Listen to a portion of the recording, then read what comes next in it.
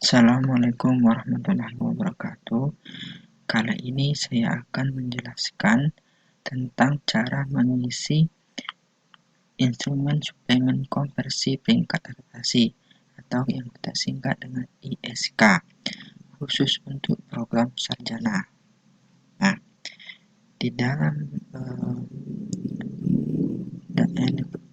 Excel untuk data kuantitatif ISK itu kita dihadapkan pada beberapa sheet.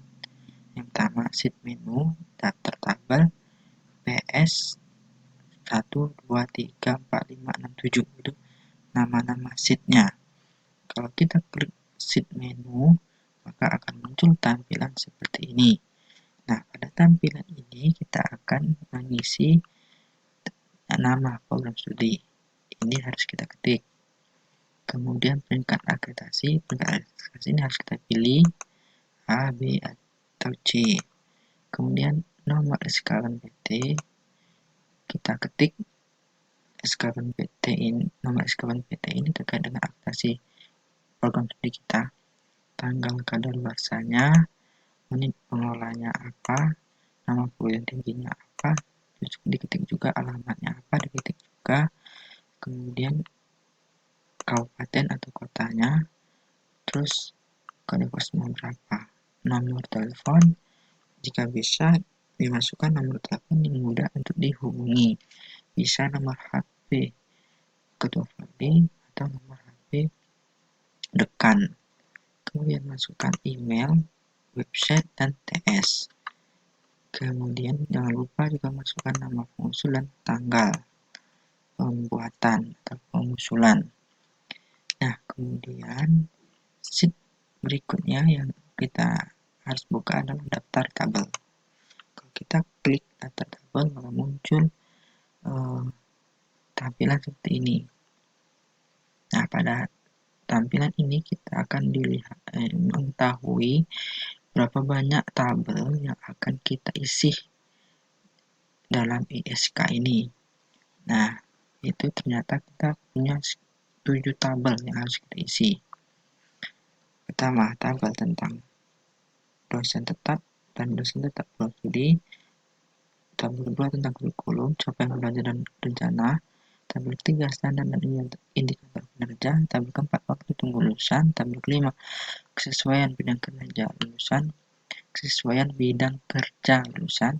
Keenam responden pengguna lulusan. 7 tingkat kepuasan pengguna. Nah, misalkan kita mulai untuk mengisi tabel pertama.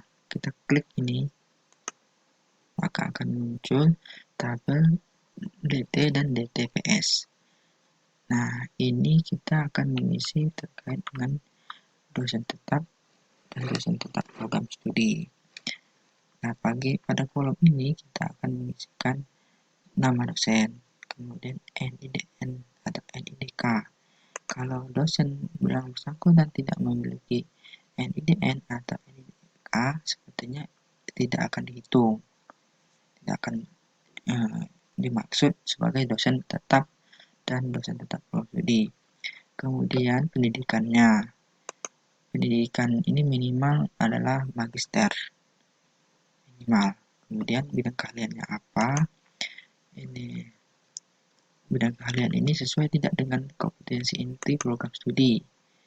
Ini bisa kita pilih contreng ya. Terus jabatan akademiknya apa, ini harus kita pilih juga, nggak boleh ketik. Sertifikat pendidiknya, sertifikat pendidikan profesionalnya kita isi. Kemudian juga kalau ada kita isi mata kuliah yang diampu, kita isi. Kemudian mata kuliah yang diampuni sesuai tidak dengan bidang keahlian. Kalau sesuai kita contreng di sini. Terus mata kuliah yang diampu di program studi lain juga kita harus isi. Dan ingat, dosen tetap itu minimal adalah 5 orang dosen dalam satu prodi. Dosen tetap program studi maksudnya. Dosen tetap program studi itu minimal 5 orang dosen untuk satu program studi minimal. Kemudian sudah itu itu kita lanjut untuk mengisi tabel kedua. Nah, tabel kedua ini kalau kita klik nomor 2 ini akan muncul tabel kedua, yaitu terkait dengan kurikulum capaian pembelajaran dan rencana pembelajaran. Nah, ini intinya kita adalah mengisikan kurikulum program studi ke tabel ini. Mulai dari kode mata kuliah, nama mata kuliah, dan sebagainya. Kita isikan ke sini. Dan harus diisikan semuanya. Mata kuliah yang terkait dengan kurikulum program studi kita harus dimasukkan semua ke sini. Kemudian untuk tabel ketiga yaitu standar dan indikator kinerja. Ya, untuk standar dan indikator kinerja ini biasanya ditetapkan oleh ini pengelola program studi atau fakultas. Misal saya contohkan, misalkan standarnya itu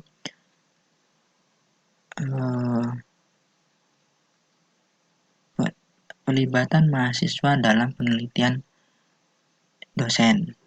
Indikator kinerjanya itu 30% mahasiswa tugas akhir terlibat dalam penelitian dosen. Nah, capaiannya misalkan TS-1 itu baru tercapai 20%. TS itu sudah tercapai 30%. Nah, jelaskan apa faktor pendukung atau menghambatnya. Terus tindakan perbaikannya apa sehingga di TS ini itu sudah tercapai. Barangkali itu untuk yang ini. Yang perlu diingat bahwa indikator kinerja itu ditetapkan oleh UPPS atau fakultas. Kemudian kita harus mengisi tabel keempat terkait dengan waktu tunggu lulusan. Nah, ini yang perlu kita cermati adalah ketika kita ingin mengisi tabel ini, kita perlu melakukan survei. Survei itu sebaiknya dilakukan oleh suatu lembaga tertentu yang dibentuk oleh universitas atau UPPS untuk melakukan survei terkait dengan ini lulusan. Nah, sasaran surveinya adalah ini alumni TS-4, Min 3, dan Min 2. Nah, kita harus tahu juga berapa jumlah lulusannya saat TS-4, TS-3, Min 2. Dari itu kita harus tahu jumlah lulusan yang terlacak atau yang mengikuti survei. Nah, baru kita dapatkan berapa waktu tunggu alumni itu untuk mendapatkan pekerjaan. Masukkan ke bagian ini. Kemudian yang kita isi juga adalah kesesuaian bidang kinerja lulusan, kesesuaian bidang kerja lulusan. Nah, ini juga terkait dengan survei yang tadi sebenarnya. Selain melakukan selain memperoleh data terkait tabel 4 ini tadi, dalam survei itu kita juga harus memperoleh data untuk mengisi tabel yang kelima ini, kesesuaian bidang kerja lulusan. Jadi sekali survei kita mendapatkan dua data ini. Kemudian kita juga harus mengisi respon dan pengguna lulusan.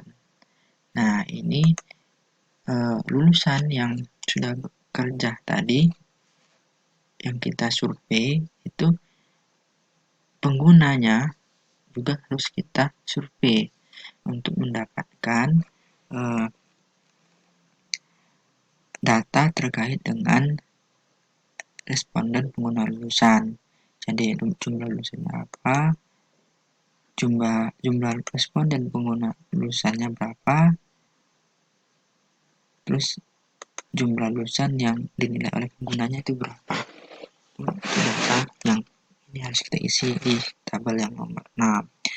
Kemudian nomor 7, kita harus mengetahui tingkat kepuasan pengguna terhadap alumni.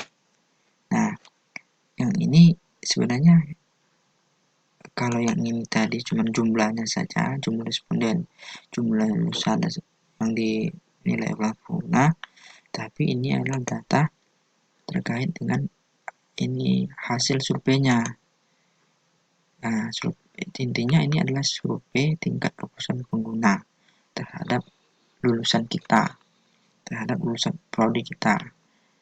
Nah, terkait dengan kepuasannya itu terkait dengan etika, keahlian pada bidang ilmu, kemampuan bahasa asing, penggunaan teknologi informasi, kemampuan komunikasi, kerjasama, dan pengembangan diri. Itu yang harus kita dapatkan datanya dari pengguna lulusan. Jika ini sudah kita isi, maka selesai sudah pengisian data kuantitatif ISK. Barangkali itu yang dapat saya jelaskan. Assalamualaikum warahmatullahi wabarakatuh.